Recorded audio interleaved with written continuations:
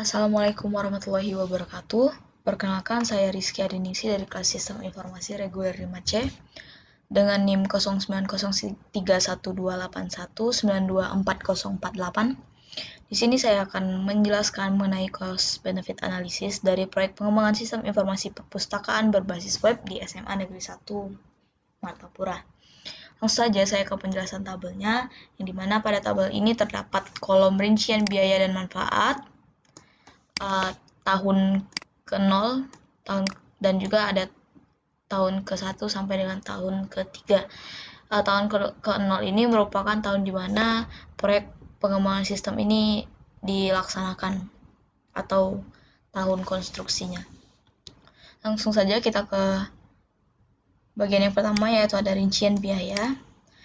Yang pertama itu ada biaya pengadaan, yang mana dalam hal ini berupa biaya pembelian hardware yang dilakukan pada tahun ke-0 dengan harga 10 juta rupiah.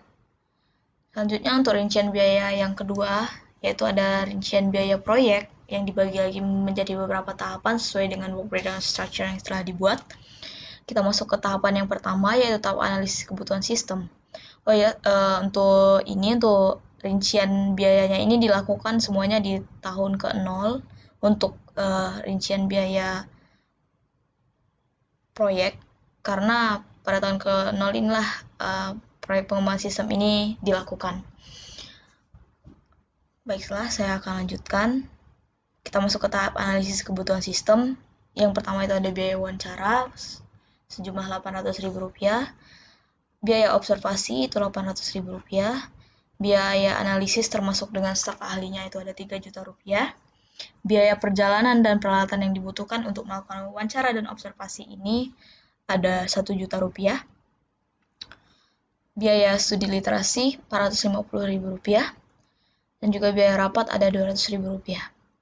Selanjutnya kita masuk ke tahap yang kedua, yaitu tahapan desain sistem, yang mana kita membutuhkan biaya untuk ATK dan dokumentasinya sejumlah Rp200.000, biaya staf ahli untuk melakukan desain sistem ini ada Rp3 juta, dan juga biaya rapatnya ada Rp2 juta.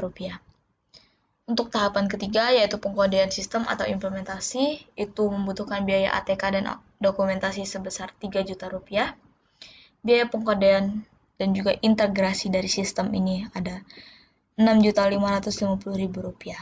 Selanjutnya yang terakhir ada tahapan pengujian atau testing. Yang pertama, dia membutuhkan untuk biaya pengujian sistem itu sendiri sejumlah Rp2 juta, dan biaya rapat ada Rp3 juta, serta biaya ATK dan dokumentasi ada Rp2 juta.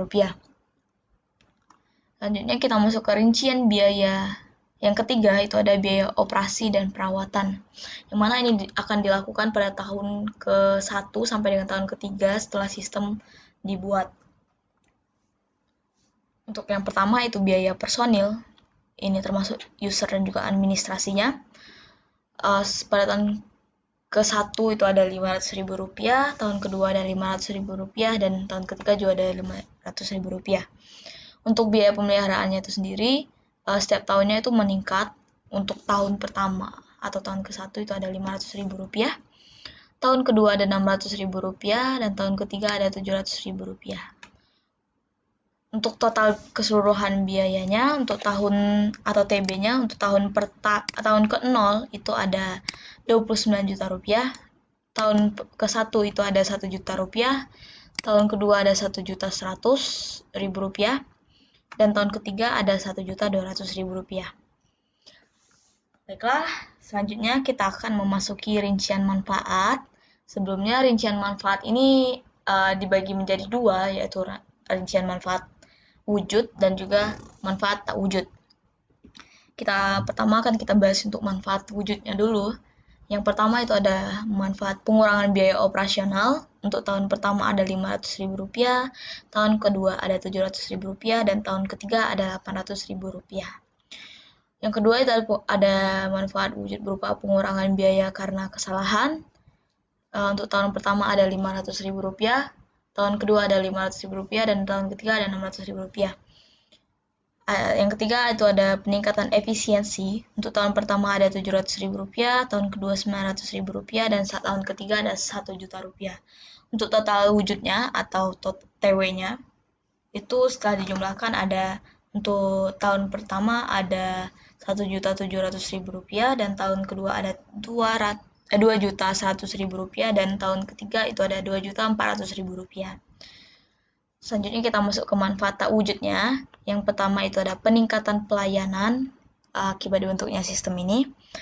Untuk tahun pertama ada Rp2 juta, tahun kedua dia mengalami peningkatan menjadi Rp3 juta dan tahun ketiga juga mengalami peningkatan menjadi Rp5 juta.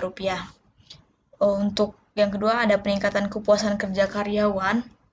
Untuk tahun pertama itu ada Rp500.000, tahun kedua ada Rp1.500.000 dan tahun ketiga ada Rp2.500.000. Yang ketiga ada peningkatan kepuasan pengunjung. Untuk tahun pertama ada Rp1 juta, tahun kedua ada Rp2 juta dan tahun ketiga ada Rp3 juta. Yang keempat ini ada peningkatan nama baik yang merupakan dampak dari dibentuknya sistem ini sendiri. Untuk tahun pertama itu ada Rp2.500.000, tahun kedua ada Rp4 juta, tahun ketiga ada Rp6 juta. Untuk yang terakhir itu ada peningkatan pengambilan keputusan. Sejumlah pada tahun pertama itu ada Rp1.500.000, tahun kedua ada Rp3 juta dan tahun ketiga ada Rp4 juta. Maka untuk total tak wujudnya atau TTW itu sejumlah setelah dijumlahkan ada Rp7.500.000 untuk tahun pertama, tahun kedua ada Rp13.500.000, tahun ketiga ada Rp20.500.000. Maka untuk total manfaatnya itu sendiri untuk total manfaat ini merupakan hasil penjumlahan dari TW dan juga TTW. Maka untuk tahun pertama jika dijumlahkan itu ada Rp9.200.000, tahun kedua itu Rp2.100.000 ditambah dengan Rp13.500.000 itu ada Rp15.600.000 dan tahun ketiga itu ada Rp22.900.000. Selanjutnya untuk profit atau selisih TM total manfaat dan juga TB total biaya yang didapat dari pengurangan total manfaat dikurang dengan total biaya. Untuk tahun pertama itu ada Rp9.200.000 dikurang dengan Rp1 juta itu jadinya Rp8.200.000. Tahun kedua profitnya itu ada Rp15.600.000 dikurang dengan Rp1.100.000 maka dihasilkan Rp14.500.000. Profit tahun ketiga ada Rp21.700.000. Selanjutnya kita akan membahas mengenai metode-metode yang kita gunakan untuk melakukan cost benefit analysis. Yang pertama itu ada metode analisis payback period. Untuk perhitungan analisis payback period ini sendiri, dia menggunakan rumus sisa sama dengan sisa biaya sistem pada tahun kedua dibagi sisa biaya sistem pada tahun ke-1 tahun pertama dikali dengan 1 tahun. Untuk itu kita perlu mencari dulu sisa biaya sistem pada tahun kedua dan juga tahun pertamanya. Kita butuh merincikan dulu total biaya pengadaan sistem pada tahun ke-0-nya itu ada Rp29 juta. Untuk profit pada tahun pertama itu ada Rp8.200.000. Maka 29 juta dikurang 29 juta dikurang 8.200.000 itu ada 20.800.000. Itu merupakan sisa biaya sistem pada tahun ke-1 atau tahun pertama. Untuk mendapatkan sisa biaya sistem pada tahun kedua itu dilakukan pengurangan sisa biaya sistem pada tahun ke-1 dikurang dengan profit pada tahun kedua. Itu kita hasilkan Rp6.300.000. Maka kita masukkan saja langsung angkanya ke rumus, maka sisa dibagi dengan sisa sama dengan sisa biaya sistem pada tahun kedua, yaitu sejumlah Rp6.300.000 ini, dibagi dengan sisa biaya sistem pada tahun ke-1, yaitu Rp20.800.000 dikali 1 tahun. Maka didapatkan hasilnya yaitu sisanya pada 0,3 tahun. Sehingga payback period sudah dapat dicapai pada tahun kedua. Adapun secara detailnya yaitu adalah pada tahun ke 2,3 tahun. Dari fakta tadi dapat disimpulkan bahwasanya yang ditanamkan pada rancangan sistem ini akan mencapai titik impas atau break even point pada waktu 2,3 tahun, yang berarti bahwa pada tahun ketiga sistem mulai dapat keuntungan. Selanjutnya yaitu kita masuk ke analisa yang kedua, yaitu analisa return on investment atau ROI. Dengan metode ROI ini, maka persentase manfaat yang dihasilkan oleh sistem tersebut dapat dibandingkan dengan biaya yang dikeluarkan untuk pengadaan sistem tersebut. Untuk ROI ini sendiri, dia memiliki rumus total manfaat dikurang total biaya dan dibagi total biaya dikali 100%. Oleh sebab itu, kita perlu mencari dulu total manfaat dan juga total biayanya. Dengan cara untuk mencari total biaya, kita jumlahkan dulu biaya pengadaan sistem tahun ke-0, ditambah biaya perawatan sistem tahun ke-1, ditambah biaya perawatan sistem tahun ke-2, dan ditambah biaya perawatan sistem tahun ke-3. Maka dihasilkan sejumlah total biaya sejumlah Rp28.300.000. Sedangkan total keuntungan yang didapat adalah dapat dicari dengan cara menambahkan total manfaat pada tahun ke-1 ditambah dengan total manfaat pada tahun ke-2 dan ke-3. Maka total manfaat yang kita dapatkan yaitu sejumlah 47.700.000.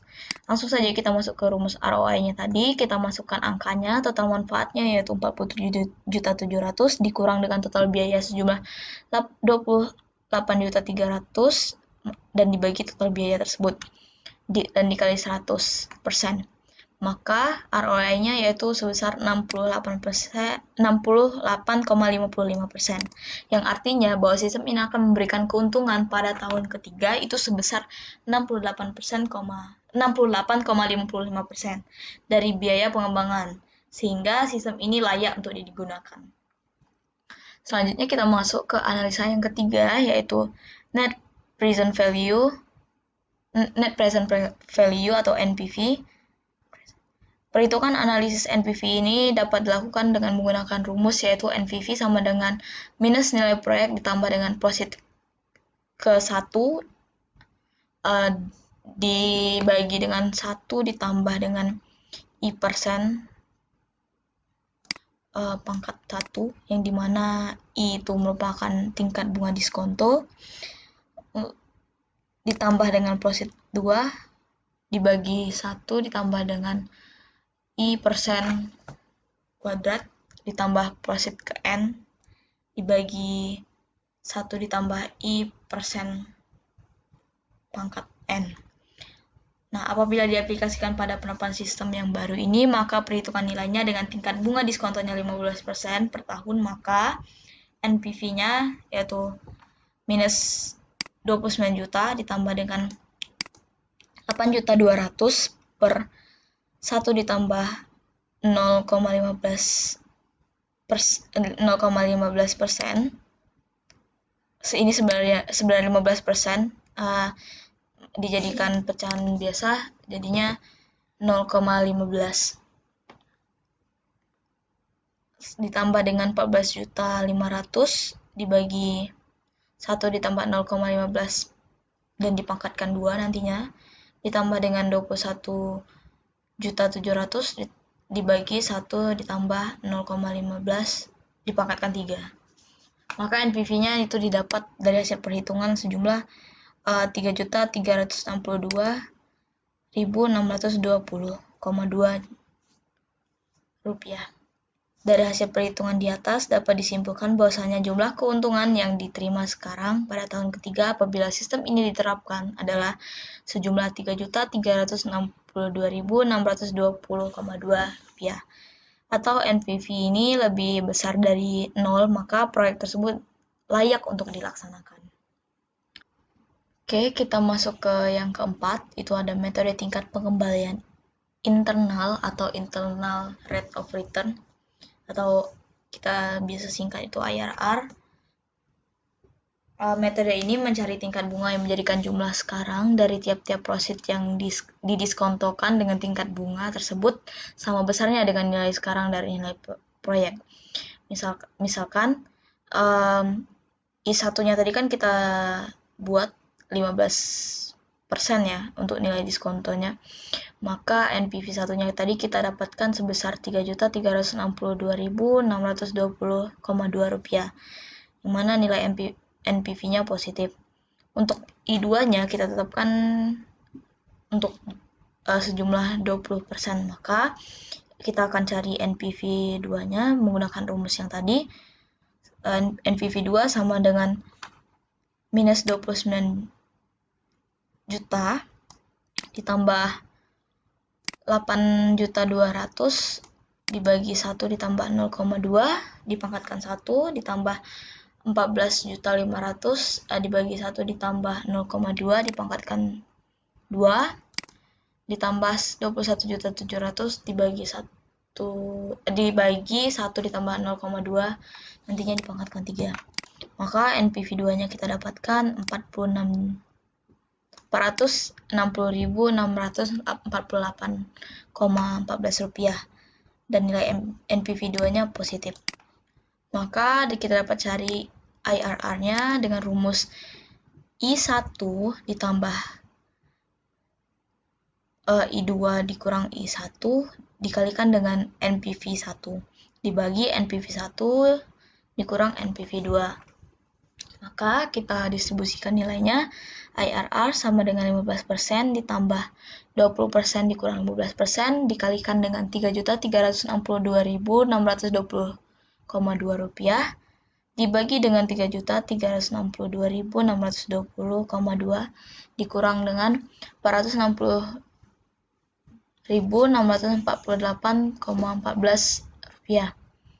Maka kita dapatkan IRR-nya 15% ditambah dengan 5,79% sama dengan 20,79%.